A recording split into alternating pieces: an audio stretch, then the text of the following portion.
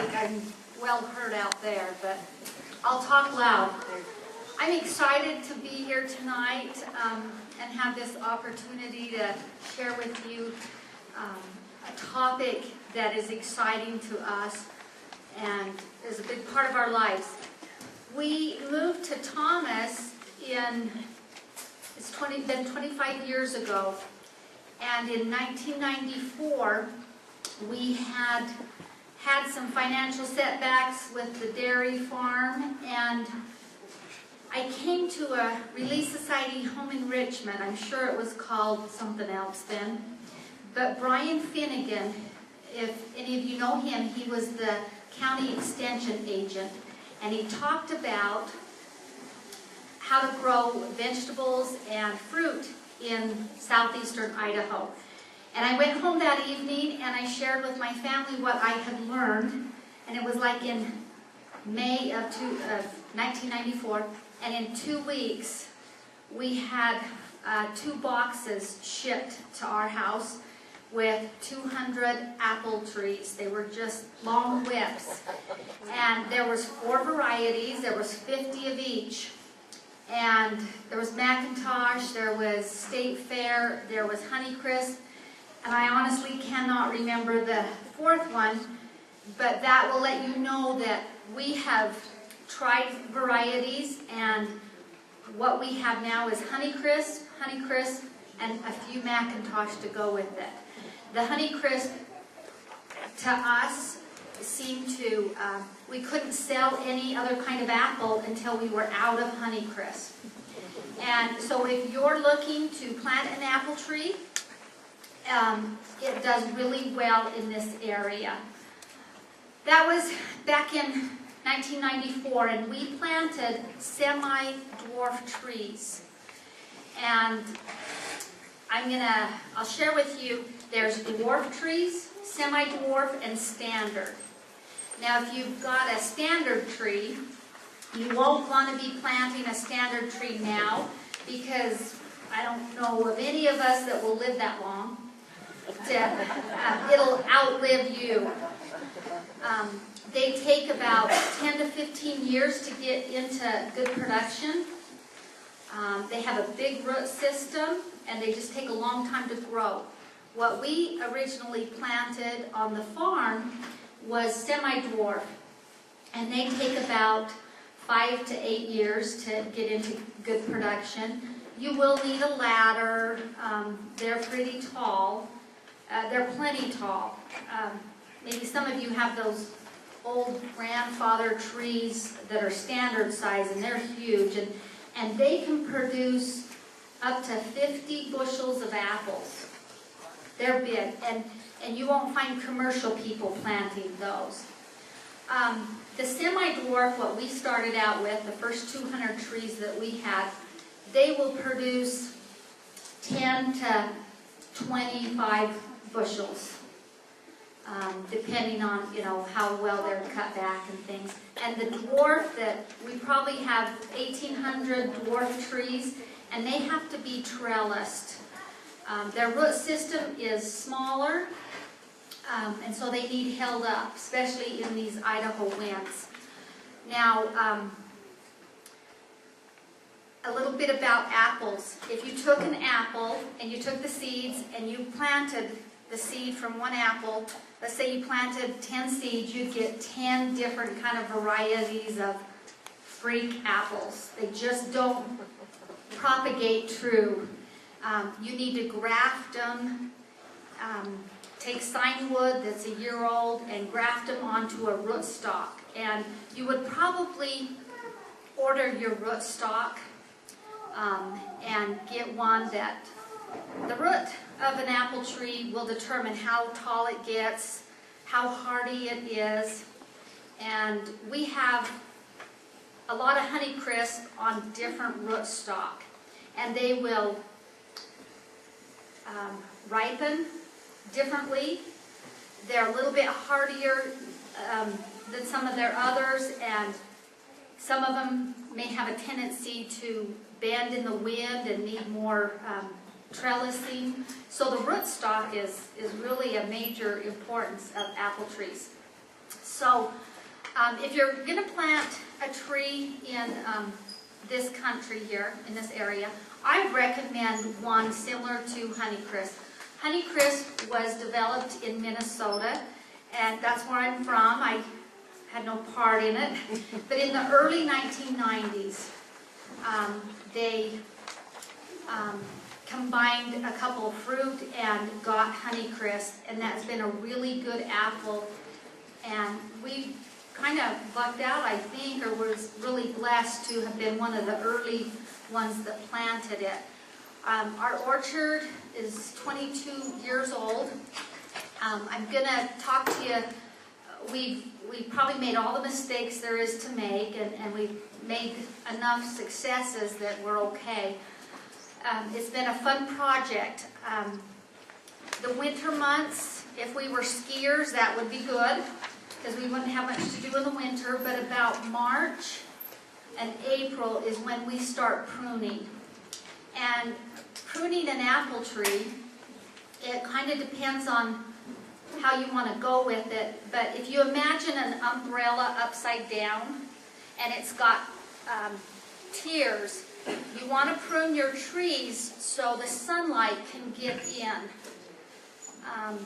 It takes quite a few apple leaves to nourish and feed one apple. So when you're pruning, think of an upside down umbrella and maybe have about 3 of those umbrellas upside down, and that's an ideal way to prune a tree. When your tree is young, you might want to take some latex paint and dilute it with water and paint up to about knee-high on the tree, because the tree trunk will get sunburned. They're susceptible to being sunburnt. Our trees, you're probably going to ask how we control things like the codling moth. And we try to do it on an as-needed basis, and we use different insecticides so we don't have worms or, very limited. And Mark will switch up the insecticide, and he watches the weather. Has to do with, like the first 80-degree temperature. Often you better be spraying within 2 weeks of that first day. Some people, there's a lot of different methodology about that. Some people just go first part of June and then kind of have a schedule. We mix up what we use, so we're not using like just Sevin or malathion or Imidin, that we kind of don't get the trees resistant to one kind of insecticide. We have found that trees need more water than you think, a more regular watering schedule. We've been more successful when we have watered 2 times a week than for years we watered about once a week when we watered the fields, and we just had a lot better success the 2 times a week. And it all depends on your weather in the year. Early in the spring, what hits us here in southeast Idaho is those cold spring nights. And you think you're okay if you don't have apples out, but it's actually the buds, not really the blossoms, but the buds at different stages can tolerate temperatures. I mean, even a degree or 2 makes a big difference. You will have a cluster of blossoms, and in the center, you'll have what's called the king blossom, and that will be 2 or 3 days ahead of the buds around that center blossom. And sometimes your cold weather in the spring will kill the king blossom because it's out further along than the ones around it. So if every cluster can produce like 6 apples, that's a lot of apples in one little area. I promise you, if you will thin, you will have larger fruit, better fruit. You won't break your trees. But it's getting over that plucking the fruit off early in the spring. you want to have your apples, 1 apple every 6 inches. If you have more than that, it's a little bit more than the tree can support. You might ask me, well, are trees every other year? Most trees, the reason they're every other year is because they just produce their hearts out and they have no energy to set apple spurs. They'll set apple spurs in early summer, and that will be the fruit for next year. So it's important that you get that fruit off, the extra fruit off, so that it can sustain a good crop, but not too many, and have energy to set spurs on for the next year. And that's how they get in every other cycle. They just produce their hearts out, and then they have nothing. And that year they have nothing. They got a lot of energy to set a lot of spurs, apple spurs, and that's how they get in that rhythm. Is there any questions? I don't want to do all the talking. If you have a question while we're covering the topic, you're welcome to ask it. I don't mind that at all. So we pruned in the late winter months, early spring, when weather can tolerate. Brian Finnegan, he was from Wenatchee, Washington.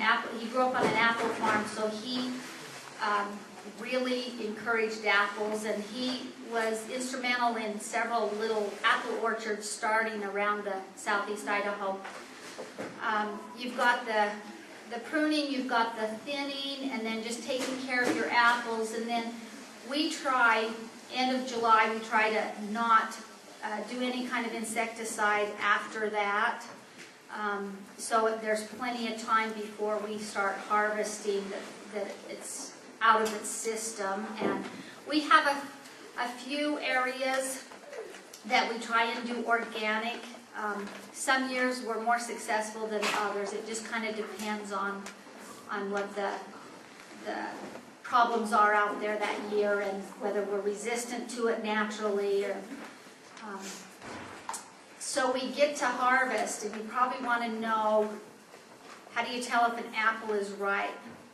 And there's like 7,500 different apple varieties, and I could not answer whether one is ripe or not. The best way would be cut it open, cut the apple open, and look at the seeds. If the seeds are all brown, that apple is ripe for that apple. That's one way to tell. The other way to tell is to eat it, and if you like it, it's good.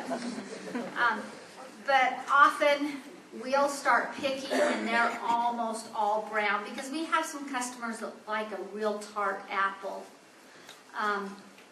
Apples with the Honeycrisp, they can all be on one tree, but they will ripen differently. It's not like they're all ready one day and I better get them off. If we've thinned really good, we're going to have larger fruit, significant larger fruit and better fruit. If you pick them too early and think you're going to set them on the counter and let them ripen, it doesn't work like a tomato. If you leave your apples on the counter, you're okay for a few days, but they start to mature and break down. Apples like cold. They like to be in temperatures around 32 degrees, and they will store longer. And if you want an apple to store well, you need to make sure you don't have any blemishes or any kind of imperfections, because that's where the apple will start to break down. And we're in potato country. Apples and potatoes do not like each other. One puts off a gas, and I know you're going to ask me which one, and I could be 50% right. Is it the apples that put off a gas?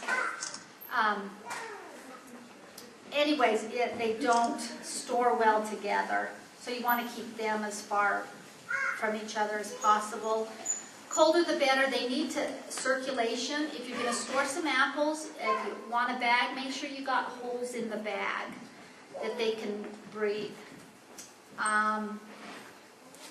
What else?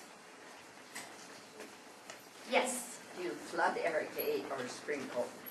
You know, we do both, and where we sprinkle up above, we can try and control our frosts in the spring. Sometimes that will save our crop a few degrees.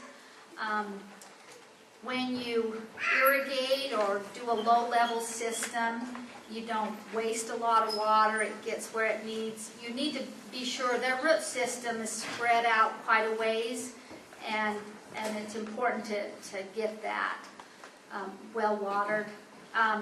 You don't want to keep them saturated in water. You want good deep watering to encourage the roots to go deep. And I didn't realize that we do have a tendency to overwater. Town and Country, I listen to their radio program, and more often than not enough water, we overwater. Any other questions? Deanna? What's the difference between apple cider and apple juice?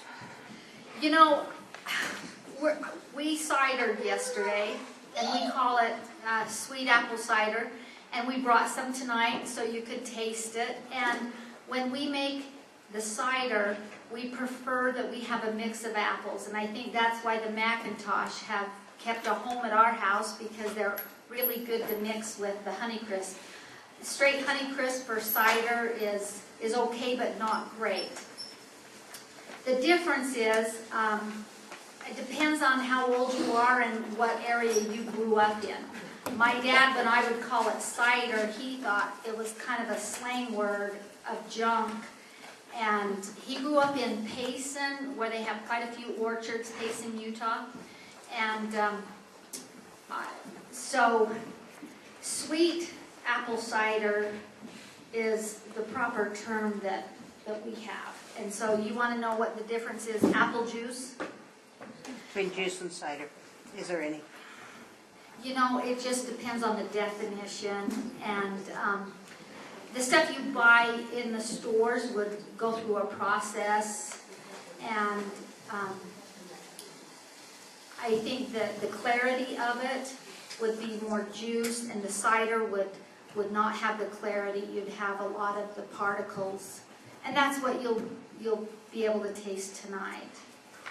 It's kind of more of a pure, you know. Strained and processed more probably as a juice. Yep. Any other questions? Well, thank you. I'm going to let you go, and we'll continue with this.